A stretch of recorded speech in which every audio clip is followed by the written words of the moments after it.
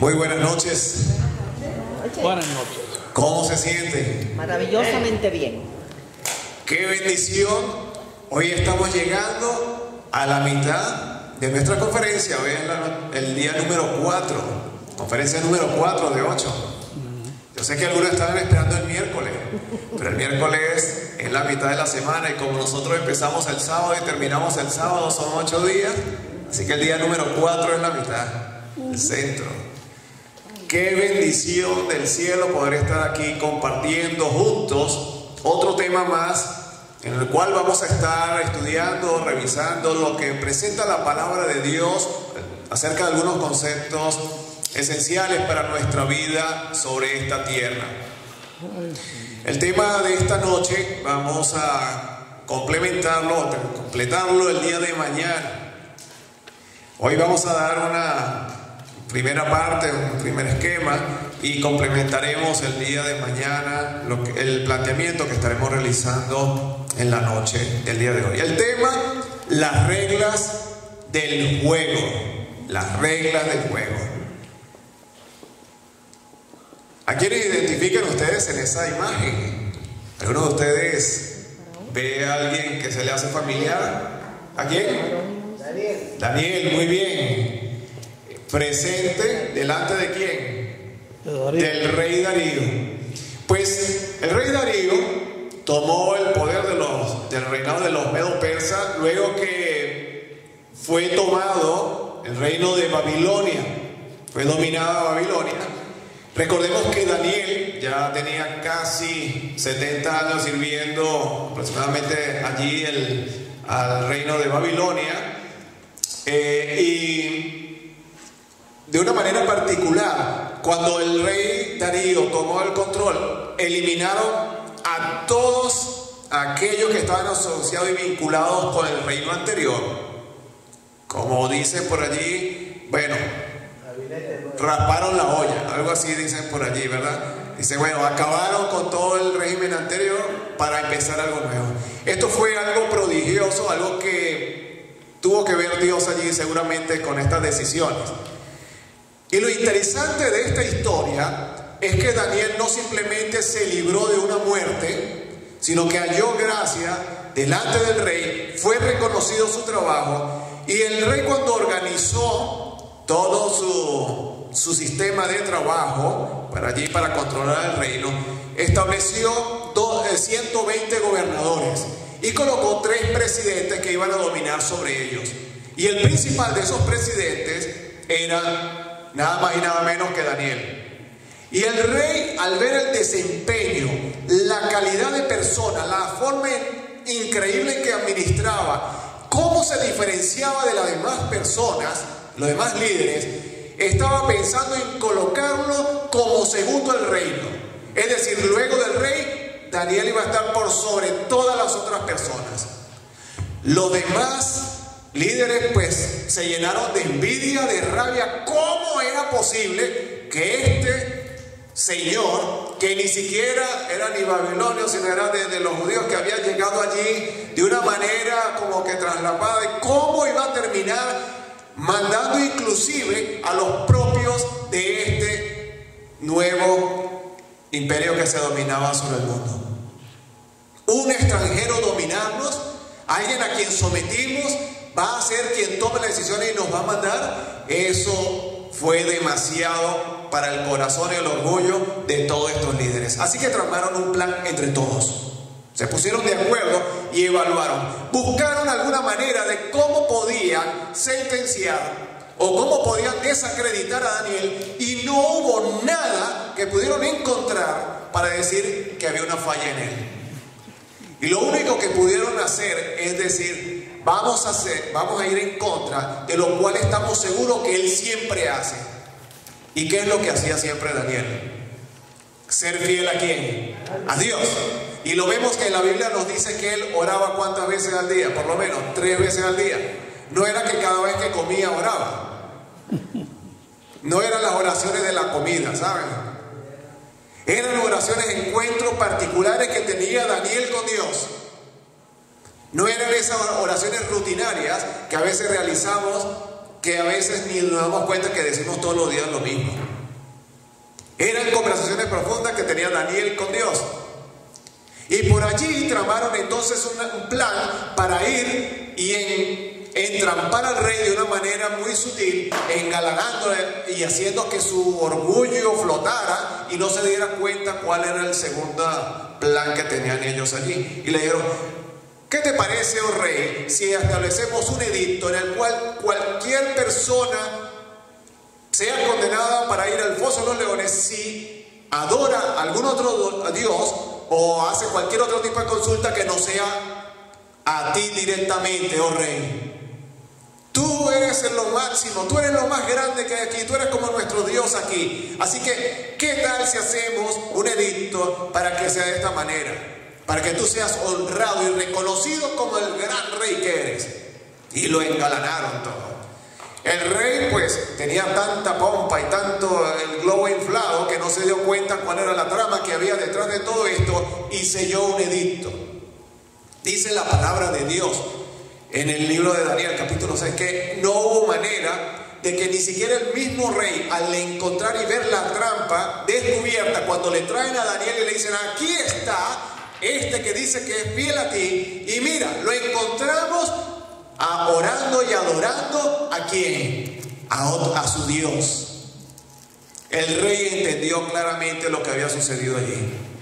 Y por más que intentó utilizar su propia influencia como rey, quien él mismo había estampado allí su sello sobre ese edicto, tuvo que permanecer firme contra esa misma ley.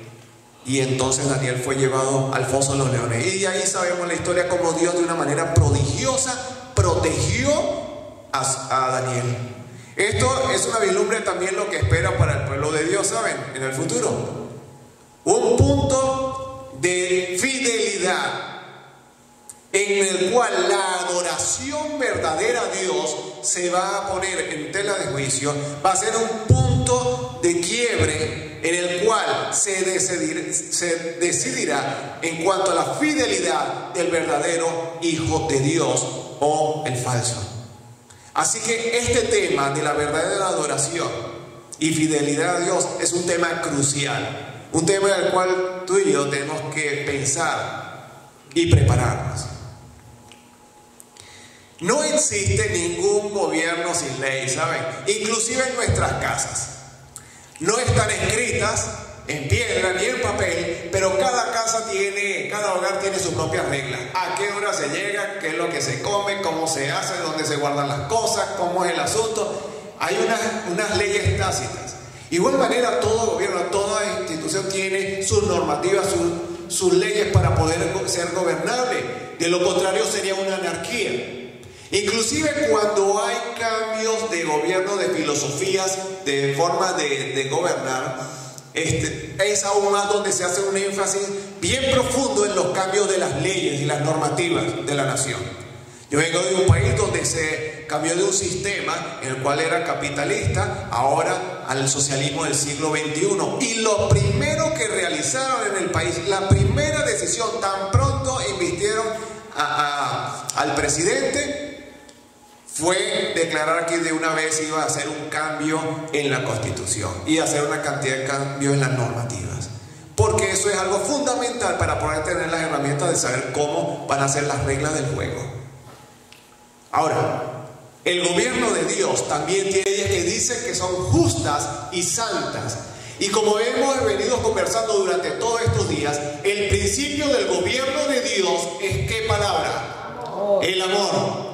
El amor es el centro del principio del gobierno de Dios y lo podemos ver reflejado inclusive en su propia ley. Y nosotros entendemos y sabemos que hay un conflicto entre el bien y el mal. Así que vamos a ver de qué manera el enemigo ha tratado de influenciar e impactar en esta forma y en los principios que gobiernan el reino de Dios. Salmo 89, versículo 14. Justicia y juicio son el cimiento de tu trono. Justos y verdaderos son tus caminos, Rey de los santos. Apocalipsis 15:3. Así que podemos decir que la ley, ¿cómo es? Justa. Porque Dios es justo y también es como verdadero. Nuevamente Romanos 7:12 nos recalca el mismo concepto, de manera que la ley a la verdad es como santa. ¿Qué es algo santo? Algo apartado, reservado para un uso sagrado. El mandamiento, ¿cómo es? Santo. ¿Qué más? Justo. ¿Y qué más? Bueno. Fíjense cómo Pablo nos recalca aquí que el mandamiento es santo, justo y también es algo bueno. Es algo paradójico porque muchas personas ven a la ley de Dios como algo malo, algo que te limita, como que es puro no, como que es pura negativa. Porque quizás lo estamos viendo con una perspectiva distinta al concepto que Dios tiene establecido, ese principio de amor. Y el por qué quiere colocar ciertos límites es para simplemente garantizar tu felicidad y mi felicidad. También en el versículo 14 de ese mismo capítulo dice, porque sabemos que la ley es espiritual, hemos de entenderla y podemos simplemente cumplirla a través de la ley espiritual. Luego estaremos explicando un poco más de eso en las siguientes reuniones. Mateo 22, Jesús dijo así las siguientes palabras registradas en los versículos 37 al 39. Amarás al Señor tu Dios con todo tu corazón y con toda tu alma y con toda tu mente. Este es el primero y grande mandamiento. Y el segundo es semejante: amarás a tu prójimo como a ti mismo. Muchas personas han comentado y dicen que Jesús cambió los mandamientos. ¿Lo han escuchado ustedes? Y dicen que estos son los nuevos mandamientos. Y yo pregunto, ¿será que realmente Jesús lo dijo por primera vez en ese momento? ¿Estaba cambiando los mandamientos? ¿Estaba diciendo que antes era una ley de juicio y ahora es un momento de gracia y amor después que Él llegó? Pues déjeme decirle que no es así. Porque Jesús simplemente estaba citando el Antiguo Testamento. Cuando tú vas a Deuteronomio capítulo 6 versículo 5, ya Dios le había dicho a través de Moisés, que dice allí: amarás a Jehová tu Dios de todo tu corazón y de toda tu alma y con todas tus fuerzas. Y luego en Levítico 19, 18 dice: no te vengarás ni guardarás rencor a los hijos de tu pueblo, sino que dice más: amarás a tu prójimo como a ti mismo. Así que la esencia de la ley es amor. Y por eso Jesús lo pudo resumir. Los conceptos establecidos en los 4 primeros mandamientos en la relación de amor del hombre y Dios y al hombre, ¿verdad? Y las relaciones de los 6 restantes mandamientos entre hombre y hombre. Por eso que Jesús pudo resumirlo en esos 2 grandes conceptos. El amor. Porque los mandamientos tienen algo más que ver que simplemente guardarlos en apariencia, superficialmente. Hay una profundidad superior. Dios quiere llegar a una segunda dimensión en lo que es el guardar los mandamientos. Vamos a ver esto un poco más de cerca. El decálogo es la ley moral fundamental de Dios, el principio que gobierna el universo, controlado por Dios. Salmo 111, versículos 7 y 8. Las obras de sus manos son verdad y juicio. Fieles son todos sus mandamientos, afirmados ¿por cuánto tiempo? Eternamente. ¿Y hasta cuándo? Y para siempre. Bueno, ya la palabra eternamente es suficiente, pero Dios le agrega y que dice: y para siempre, hechos en verdad. ¿Y cómo? En rectitud. Así que Dios ha establecido su mandamiento para la eternidad. Algunos personajes muy importantes en la Reforma, como Martín Lutero, también reconoció este hecho. Fíjense lo que él mencionó: nunca he rechazado la ley. El que la derriba está derribando al mismo tiempo todo el sistema político-social de la humanidad. Juan Calvino también dijo algo parecido: no debemos pensar que Cristo vino a liberarnos de la autoridad de la ley, porque ella es la eterna regla de una vida santa y devota, y debe ser por lo tanto de tan eterna como la justicia de Dios. Vamos a darnos cuenta que Dios ha establecido los mandamientos no para un periodo y para un pueblo en específico, específico, sino para todas las edades, para todos los pueblos y toda la humanidad. Primera de Juan, capítulo 3, versículo 4, dice: todo aquel que comete pecado infringe también la ley, pues el pecado es infracción de la ley. Veíamos algunos días atrás lo que era el pecado, las consecuencias, el problema del pecado. Y el pecado está asociado porque quebrantamos, violentamos o no seguimos una ley. Romanos 4:15 dice: pero donde no hay ley tampoco hay transgresión. Es decir, nadie se pondría en problemas con la ley de tránsito si no existiese un artículo que dijera que no se puede pasar ¿qué? La luz roja. Si ese artículo no existiese, no habría problema de comerse todos los semáforos. Ya eso es otra cosa, pero por lo menos la ley no nos perseguiría por eso. No le pondrían un ticket por haberse saltado un semáforo. Así que, a raíz de que existe el pecado, da una evidencia que existe también, ¿qué cosa? Una ley. Ahora, ¿ustedes creen que la ley que está para controlar los semáforos es buena o es mala? Es buena, porque de lo contrario habría ¿qué? Un desastre. ¿Y para qué entonces estarían los semáforos? No tendría sentido. Fíjense que vamos a ver presente la ley de Dios, inclusive desde los orígenes hasta Moisés. ¿Por qué podemos decir esto? El libro de Romanos, capítulo 5, versículo 12, dice que Adán pecó. Así que si Adán pecó, ¿qué quiere decir? Que tuvo que quebrantar ¿qué cosa? La ley. Con el ejemplo que tuvimos ahorita de la ley de tránsito. La evidencia de que Adán y Eva pecaron es porque quebrantaron una ley. Génesis también, capítulo 4, versículos 6 al 8, nos dice que Caín pecó. ¿Qué hizo Caín? Desobedeció a Dios, no le adoró correctamente, y para colmo, ¿cómo remató? ¿Cómo terminó ese pecado? De violentar la adoración a Dios. Matando a su propio hermano. O sea, el problema no fue la muerte allí, el problema empezó antes. Eso terminó como consecuencia de la muerte del hermano.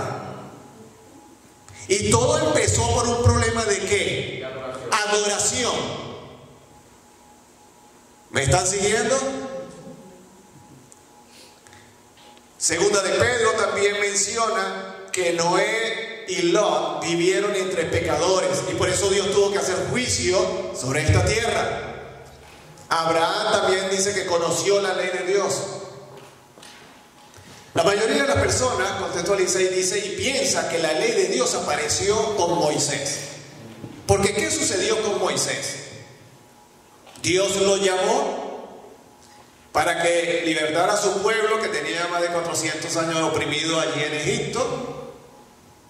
Se habían olvidado de Dios por tantos años de esclavitud. Ahora Dios tiene que refrescar todas las cosas, todo lo que se había olvidado, volverlo a sus raíces. Y entonces Dios empieza a poner las reglas otra vez de juego que habían olvidado. ¿Sí? Ahora, ¿por qué Dios escribe o hace que se escriban las leyes, los 10 mandamientos, con Moisés? ¿Por qué no se escribió con Adán y Eva? La respuesta es sencilla.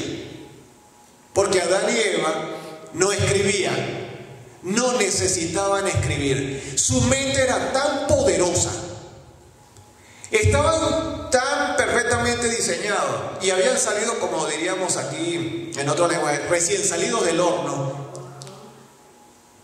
que su cerebro funcionaba a una capacidad increíble, que no necesitaban anotar nada, no necesitaban apuntes, no necesitaban que les recordaran nada, no necesitaban despertador, no necesitaban una agenda, absolutamente nada, porque su mente estaba 0 kilómetros y podían entonces de una manera más eficiente recordar y transmitir. Entonces nosotros vemos en esta primera parte de la raza humana que Dios dejó que los hombres, como vivían en un promedio de 900, 700, 800 años, el legado de la información transmitiera por edades y generaciones de generaciones. Así que Adán pudo hablar a muchos de sus hijos y generaciones posteriores, recordándole y mencionándole todo lo que sucedió desde que ellos fueron expulsados y cuando él estuvo antes que llegara el pecado. Y llegando casi a la generación de Noé, antes que él entrara al arca, inclusive por ahí llegó Matusalén, que fue uno de los que más vivió. ¿Cuántos años vivió Matusalén? 969 años, casi nada. Así que cuando tenía 500 años era un chamito todavía, era un muchachito. Qué tremendo, qué tremendo. Así que aparece la escritura con Moisés, porque fue en ese momento que se inventó, ¿qué cosa? La escritura. Antes no existía. Había figuras cuneiformes, había una cantidad de otros sistemas rudimentarios para poder, a medida que las civilizaciones fueron inventando, ¿verdad?, unos sistemas, unos códigos para poder conocer e informarse. Pues ya en el tiempo de Egipto, ustedes recuerdan que empezaron a utilizar los papiros que crecían en el Nilo, lo machacaban, lo preparaban, lo secaban, lo estiraban y empezó ahí del papiro, terminó siendo esa palabra derivada papel. Y por eso es que tenemos hoy en día cuadernos con hojas de papel y escribimos. Ahora, interesante, por eso es que en ese momento Dios escribe la ley. Y muchos piensan que entonces no, que las leyes son de los judíos porque se lo dio al pueblo judío. Eso no es así. Ahora, interesante que si estamos en el momento cuando se ha descubierto y el material de moda es el papiro, fíjense ustedes que en Deuteronomio 10:5 dice que puse las tablas en el arca que había hecho y allí estaban como Jehová me mandó. Los mandamientos fueron escritos ¿dónde? En tablas ¿de qué? De piedra, para demostrar que iba a ser algo perpetuo, que iba a permanecer por los siglos de los siglos, firme y no se iba a deteriorar. Ahora, también dice que fueron colocados ¿dónde? Dentro del arca, que se encontraba ¿dónde? En el lugar santísimo, donde se presentaba la misma gloria de Dios. Cuando Dios descendía y se comunicaba con su pueblo en el santuario, sobre ese altar, sobre el propiciatorio, allí en esa arca, dentro estaba contenida la ley de Dios, porque representa el principio del gobierno del cielo. Así que no es cualquier cosa. Jesús también reconoció la ley. Y fíjense lo que dijo en Mateo 5, 17 y 18. No penséis que he venido para abrogar la ley, o sea, para quebrantar, para abolirla. O a los profetas, no he venido para abrogar, sino para cumplir. Porque de cierto os digo que hasta que pasen el cielo y la tierra, ni una jota ni una tilde pasará de la ley, hasta que todo se haya cumplido.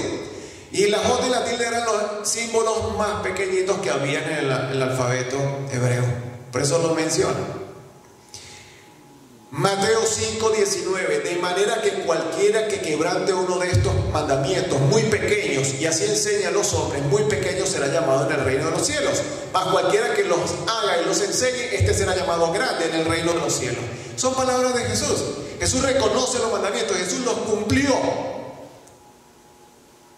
Inclusive los mandamientos siguieron cumpliéndose y guardándose luego que Cristo asciende al cielo. Fíjense lo que escribió Santiago.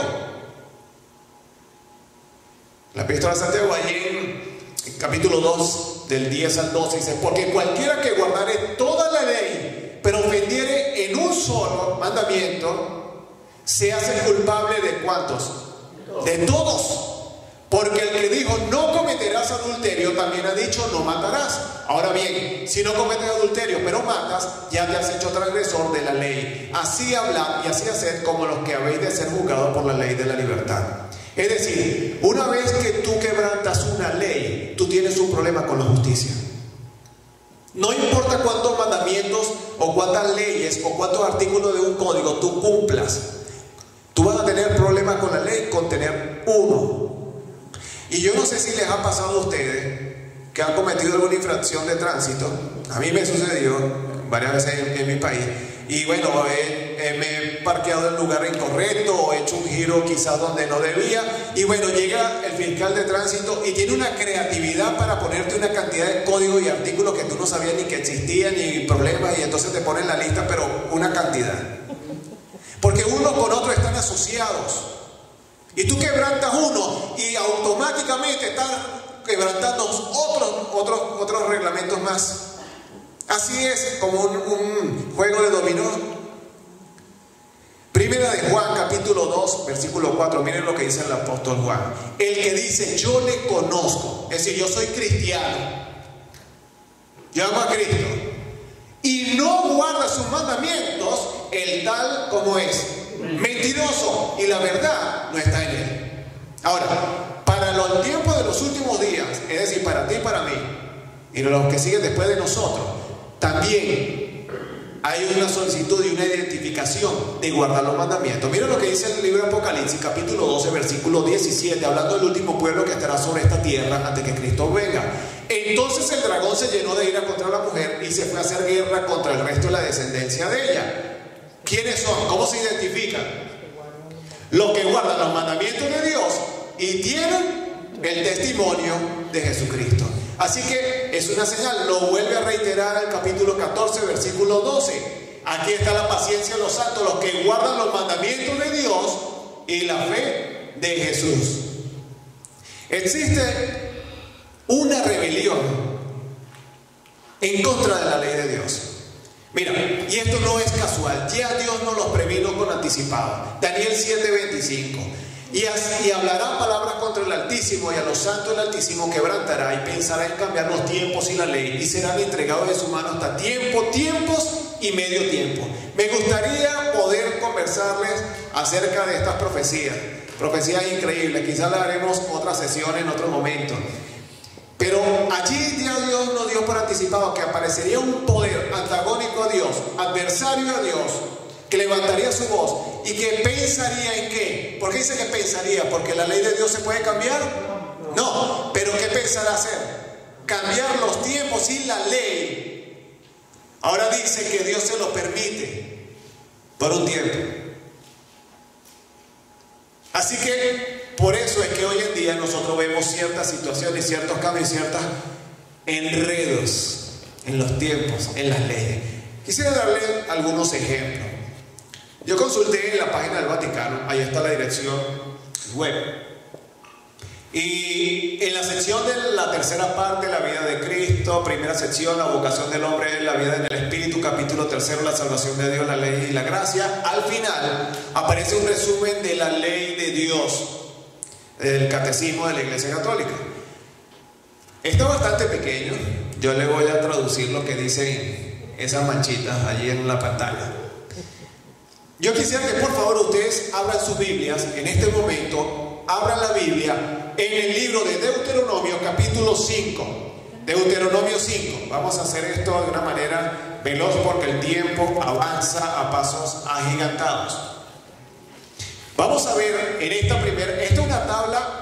Yo lo que hice fue cambiarle los colores para hacerlo más fácil para visualizar nosotros, pero una tabla que saqué expresamente de esa página que les mostré anteriormente. Esta primera columna allí muestra los mandamientos según lo dice Éxodo 20, versículos desde el 2 al 17, y aquí se muestran los mandamientos de Deuteronomio capítulo 5, versículos 6 al 21.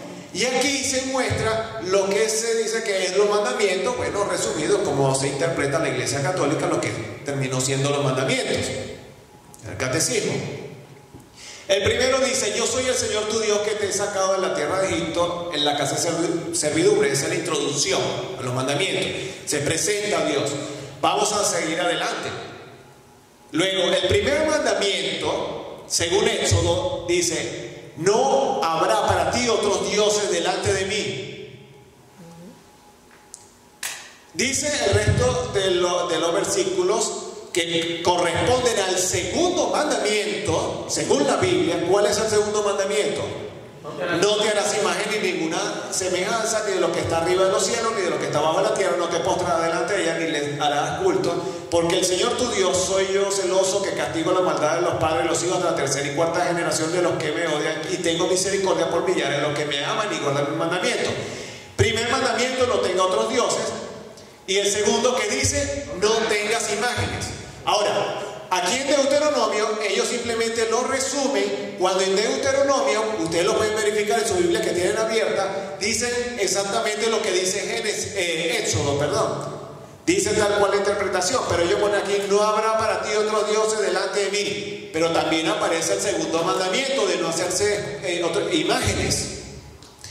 Y aquí, en el catecismo, como el primer mandamiento aparece: amarás a Dios sobre todas las cosas. Yo les pregunto, ¿es lo mismo? No tener otros dioses diferentes de mí y no adorar a imágenes es lo mismo que decir: ama a Dios sobre todas las cosas. Quiéreme mucho. ¿Eso es lo mismo? No. El tercer mandamiento: no tomarás en falso el nombre del Señor tu Dios, porque el Señor no dará sin castigo a quien toma su nombre en falso. Pues lo dejan igual, dice igual Deuteronomio, y ahora en el catecismo aparece como el segundo mandamiento. Es decir, el segundo mandamiento de la Biblia desapareció por arte de magia. Se acabó. Es por eso que entonces ustedes ven que se utilizan imágenes allí, porque, bueno, aquí ya no hay problemas en el mandamiento, se acomodó.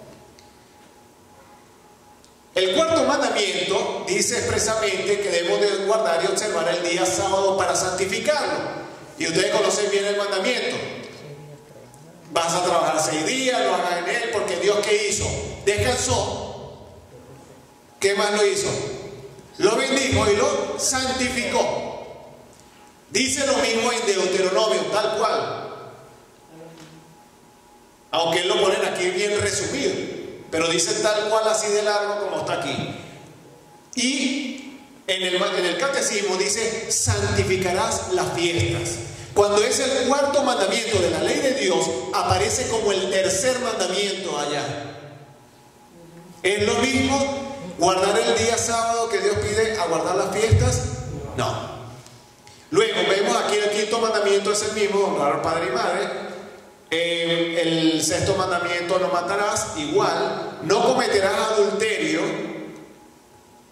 Se transforma en no cometerás actos impuros.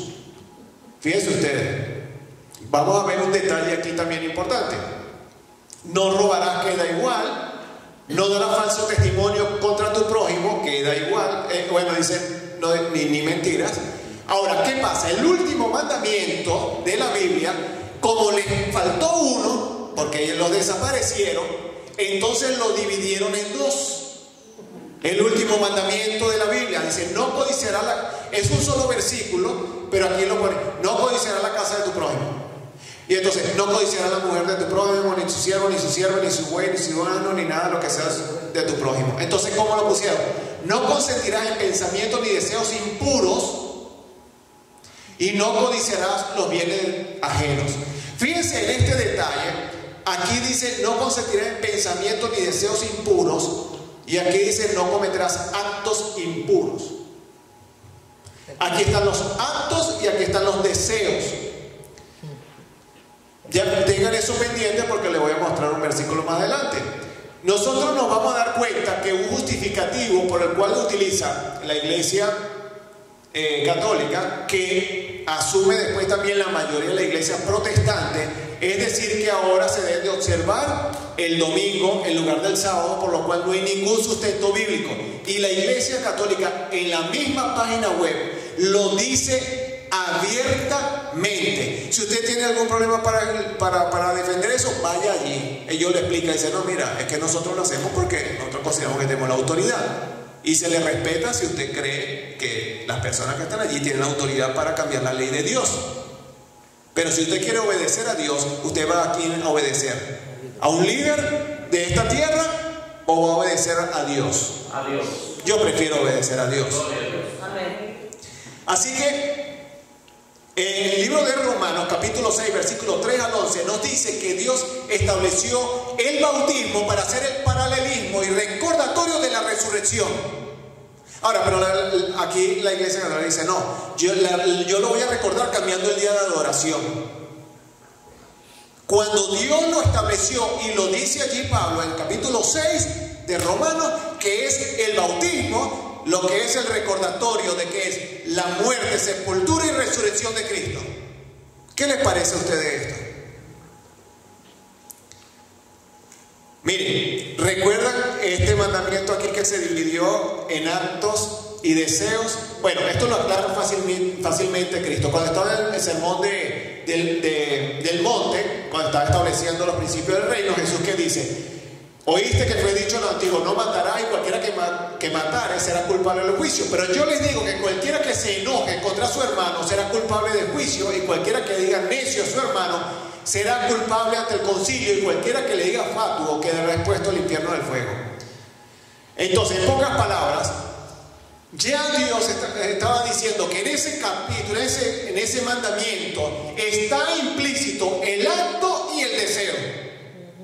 Porque el pecado de los mandamientos, quebrantarlo, no es simplemente hacerlo físicamente. Tú puedes quebrantar el mandamiento y pecar simplemente con desearlo, pero desearlo intenso. Usted quizás no está matando a nadie, pero tiene un gran deseo de matarlo, y si pudiera, uy, ¿qué te daría pues? Pues básicamente lo que faltó es hacer el acto, pero ya usted lo mató, y para Dios eso contó. Usted lo odia, eso ya contó. Así que no hacía falta dividir ningún mandamiento allí. Y lo mismo sucede con el adulterio. Sigue diciendo el versículo en adelante, que ya con el deseo, así no hagas el acto sexual, tú ya que estás cometiendo el pecado. También Dios nos resaltó que la tradición no puede ser la norma de juego. Jesús dijo: hipócritas, bien profetizó de vosotros Isaías cuando dijo: este pueblo de lado de Dios me honra, mas su corazón está lejos de mí, pues en vano me honran, enseñando como doctrina mandamientos de hombres. Los hombres no pueden decir lo que Dios ya ha dicho explícitamente, cuál es su voluntad. Y muchas veces nosotros tratamos de corregir a Dios y hacer entender lo que Dios nos ha dicho, y ahí es donde nos metemos en problemas. Ahora, eso es algunos que han tomado la opción, cuando el enemigo de Dios ha utilizado para distorsionar. Dice: ¿quieres guardar una ley? Bueno, guarda esta, que está como torcida, le falta una pata. Guarda una ley, te tengo una ley para ti. Ahora, tú no quieres guardar la ley, pero te dice cristiano.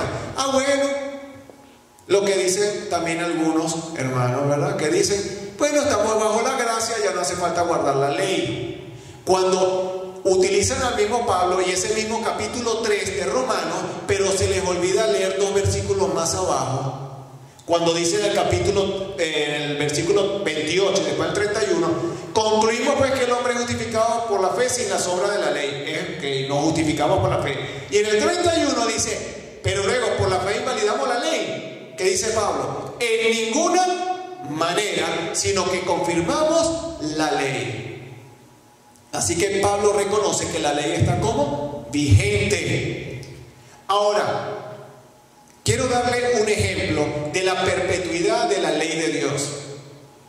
Y voy a tomar un mandamiento al azar como ejemplo. Fíjense el mandamiento del sábado. El sábado, ¿cuándo se empezó a observar por primera vez? En la semana de la creación. Dios hace al hombre el día. ¿Qué día? Viernes en la tarde, ¿verdad? Inmediatamente, el día siguiente, no había pasado ni 24 horas completas. ¿Qué pasó? Dios había reservado un espacio de tiempo para compartir con la raza humana. Yo pregunto algo: si el hombre nunca hubiese pecado, ¿qué hubiese pasado con el sábado? ¿Por cuánto tiempo se observaba? Por la eternidad. ¿Y esto se va a acabar? No. Eso simplemente va a continuar. En Marcos 2, 26 al 28 dice: el día de reposo fue hecho por causa del hombre, no el hombre por causa del día de reposo. Dios diseñó, inventó el tiempo para este planeta y ocupó ese espacio de tiempo para ti y para mí, para encontrarnos con Él. Mateo 24, 20 y 22 nos dice, proyectándose hacia el futuro, los eventos que iban a venir, cuando los discípulos le preguntaron acerca de las cosas que iban a acontecer, Jesús, hablando de cosas que iban a suceder después que Él ascendiera al cielo, dice: pues orad para que vuestra huida no sea en invierno, ni en sábado, ni en día de reposo, ni en sábado, cuando llegue la tribulación. Y en Isaías 66, 22 al 23 nos dice que como los cielos nuevos y la tierra nueva que yo hago permanecen delante de mí, así permanece vuestra descendencia y vuestro nombre. Y de mes en mes y de día de reposo en día de reposo vendrán todos a adorar delante de mí, dice Jehová. Así que vemos cómo aquí el mandamiento del sábado, podemos ver cómo en un ejemplo va a perpetuarse y se va a mantener, porque la palabra de Dios va a permanecer viva para siempre. No caduca. Por más que el hombre intente y el enemigo intente desviar la atención, distorsionar el plan de Dios, siempre será firme y se cumplirá. Porque es el gobierno de Dios que se va a perpetuar. Y ese es lo que sostiene el gobierno de Dios, su voluntad. Mira, Dios no cambia. Hay algunas citas, no las puedo leer todas porque ya el tiempo ha concluido. Pero Dios no cambia y es una garantía de que tú y yo podemos permanecer vivos y confiemos de lo que Dios ha prometido se cumplirá. Amén. Hay otros que simplemente dicen: ¿sabes qué? La ley de Dios ni torcida, ni que vivo por la gracia, ¿sabes qué? A mí no me interesa nada. No me interesa la ley de Dios. Y es por eso que hace falta ejércitos, policías, bombas, cohetes, aviones, una cantidad de cosas. Y nuestro mundo está convulsionado y hecho un desastre porque la humanidad se ha olvidado y ha quebrantado la ley de Dios. De lo contrario, no hubiese necesidad de un ejército, de la policía, de cárceles. Dice 2 Timoteo 3, 2 al 3: porque habrá hombres amadores de sí mismos, avaros, vanagloriosos, soberbios, blasfemos, desobedientes a los padres, ingratos, impíos, sin afecto natural, implacables, calumniadores, intemperantes, crueles, aborrecedores de lo bueno. Me pregunto, ¿eso está pasando hoy en día? Traidores, impetuosos, infatuados, amadores de los deleites más que de Dios, que aparentan apariencia de piedad, pero negarán la eficacia de ella. A estos evita. El que aparta su oído para no oír la ley, su oración también como es. Te puede escuchar el Señor si tú estás quebrantando los mandamientos abiertamente, desafiándonos. Dios nos perdona, Dios nos ama, Dios está dispuesto a escuchar y recibirnos con los brazos abiertos, pero Dios pide también que abandonemos el pecado. Cuando Dios te declara y te muestra que algo no está bien, tú tienes que pedirle a Dios, porque no solo te lo va a decir, sino te pone a tu disposición el poder para vencerlo. Amén. Pero tienes que dar el paso, tienes que dar la lucha, tienes que decirle: Señor, ayúdame para quitar esto. No estoy diciendo que puedas caer si tienes un vicio, si tienes un problema y estás intentándolo, porque el diablo te va a decir: ajá, mira, con esa cara bien lavada ahorita vas a venir descarado. Mira, aquí caíste otra vez. ¿Cómo vas a ir a Dios? No podemos dejar de ir a Dios. Si tú tienes un deseo y sientes que hiciste mal, tienes que ir, porque es el Espíritu Santo que te está conmoviendo. Y si tú dejas de ir a Dios, no vas a encontrar el perdón y la solución. Pero hay una diferencia cuando lo haces descaradamente. Y yo lo digo: ya, eso no me afecta. ¿Que no me puedo tomar eso? Mira, igualito me lo tomé, no pasó nada. Y mira, estoy aquí, predico y hago. No pasó nada. Hermano, ¿usted hace eso? No, hermano. ¿Usted estuvo por allá ayer? No, yo no, para allá no voy. Mentira. ¿Eso lo acepta el Señor? No. Es una abominación. A la ley y al testimonio, si no dieren conforme a esto, no le ha amanecido. Y para todos los que obedecen al Señor, tienen grandes bendiciones, ¿saben? Mira, el pecado trae turbación, angustia y dolor. Y Dios lo sabe. Y por eso te confronta, te lo presenta. Hay incomodidad, hay molestia en ese momento, hay incertidumbre. Pero Dios viene y arregla la casa. Mira lo que dice Salmo 119, 165. Mucha paz tienen los que aman tu ley y no hay para ellos tropiezo. Arreglar las cosas cuando todo está revuelto y tu familia, tu casa, tu problema, tu trabajo, tu estilo de vida, tu salud, todo está revuelto. Bueno, duele al principio, pero si continúas firme al Señor, si te aferras a Él, tú vas a experimentar eso. Te lo prometo. Yo lo he probado. Vas a sentir paz. Vas a sentir que tiene sentido, que eso es real, que funciona todas las promesas de Dios. Oh, si hubieras atendido a mis mandamientos, fuera entonces tu paz como un río y tu justicia como las ondas del mar. Bienaventurados los que lavan sus ropas para tener derecho al árbol de la vida y para entrar por las puertas de la ciudad. Hay tribulación en tu casa, en tu familia, en tu conciencia, en tu vida. Sientes una gran batalla. Te sientes imperfecto. Te sientes que ni siquiera quieres levantar la mirada al cielo, porque te reconoces cómo estás. Reconoces tus limitaciones. Reconoces tu deficiencia. Pero en este momento el Señor se acerca a ti y pone su mano en tu hombro y te dice: ven a mí. Jesús no te va a reprochar. Jesús no te va a sacar los trapitos al sol. No te va a hacer ninguna queja. No te va a hacer otra cosa sino dar paz, liberación, salvación. ¿Quieres paz en tu familia? ¿Quieres vivir seguro? ¿Quieres vivir tranquilo, sin angustia, sin importar lo que sucede en este mundo, porque sabes que tienes un Padre amante que tiene el control de tu propia vida, que te va a sustentar, que te va a levantar si te caes, que te va a arropar, que te va a cubrir, que te va a sustentar, que le va a dar un propósito y un sentido a tu vida? Un valor que tú y yo no merecemos. Ese es Jesús. Eso es lo que quiere hacer en tu vida.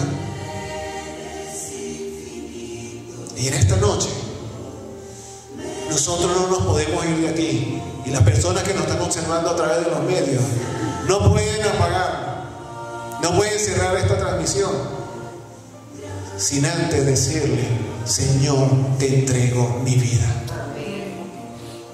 Tómala, arregla este desastre. Te entrego mis problemas, te entrego mis angustias, te entrego mis limitaciones, te entrego mi cuerpo. Lo he dañado, mira cómo está. Quizás víctima por estar simplemente en este mundo, o por alguna situación, por no haberlo cuidado. Mira, Señor, cómo he dejado a mis amigos, les he hecho daño. Mira cómo he traicionado a mi familia. Mira lo que hago constantemente. Y entonces Jesús te dice: ven acá. Y te abraza. ¿Sientes el abrazo de Jesús en esta hora? Lo más sencillo de este mundo es entregarse a Jesús. Es simplemente decirle: Señor, me rindo a ti. En la presencia de Dios sentirás paz. Sea la vida, sea la muerte, sea la salud, sea la enfermedad, sea la escasez, sea la prosperidad, serás feliz, tendrás paz, porque el propósito de Dios será completo en ti y en tu familia. Tu decisión impactará tu familia. Tu decisión personal influirá en tu entorno familiar, en tu vida. Alguno en esta noche quiere decirle: Señor, quiero entregarme a ti. Ya no quiero seguir batallando. Quiero entregar a ti todos mis pecados, mis angustias, mis problemas. Quiero entregarte mi vida. Quizás está maltratada, hecha pedazos. Quiero que tú la renueves, que me hagas una nueva persona. ¿Hay alguien en esta noche que colocándose en pie quiere decir eso al Señor? ¿Alguien que quiere decirle: Señor, sí valió la pena el sacrificio que hiciste por mí? Amén. Amén. Sí vale la pena entregarse a Cristo. Y es algo que tú personalmente tienes que probar. Es algo que no te deben simplemente contar. Es algo que tú tienes que vivir. Porque una vez que lo vivas, vas a ser uno más como los otros que llaman que estamos locos. Pero locos por Jesús. Porque hemos experimentado y visto algo que no se puede sentir y vivir en este mundo por los placeres que te ofrecen.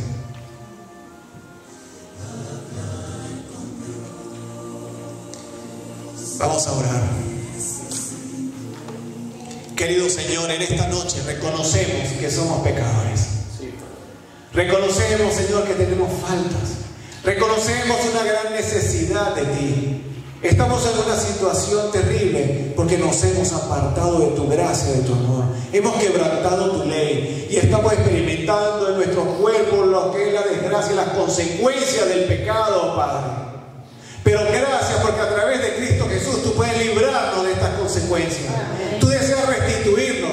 Tú quieres, Señor, llevarnos de vuelta al Edén para podernos dar nuevamente vida en abundancia, vida eterna a través de Cristo Jesús. Gracias porque nos los ofrece gratuitamente, porque no hay manera de que el ser humano pueda pagar por eso. Gracias por Cristo Jesús. Gracias, Señor, porque a pesar de que hay tanta confusión en el mundo, en el cual han tratado de cambiar las normas, las verdades que tú has establecido, tratando de que busquemos, Señor, placer y seguridad a través de otros medios, solo a través de Cristo Jesús podemos encontrar paz. Nos damos cuenta, Señor, que en la ley lo que se exalta es la adoración a Cristo Jesús, a Dios. Y el enemigo ha apuntado justamente a los mandamientos que hablan sobre esto, Padre. Todo lo que tiene que ver con adorar al verdadero Cristo y al verdadero Dios del universo, Él ha tratado de sacarlo, de ocultarlo, de decir que ya no es así, para que adoremos, Señor, a la falsedad. Pero gloria a Dios, porque en esta noche podemos ver claramente que tú eres, Señor, verdadero. Y podemos encontrar paz y felicidad y salvación cuando obedecemos y seguimos los planes que tú has trazado para nosotros. Que al regresar a nuestros hogares podamos sentir esa paz y estar convencidos de que tú nos amas y tienes el control de nuestras vidas. Lo rogamos en el nombre de Cristo Jesús. Amén. El Señor te bendiga y te guarde en esta noche.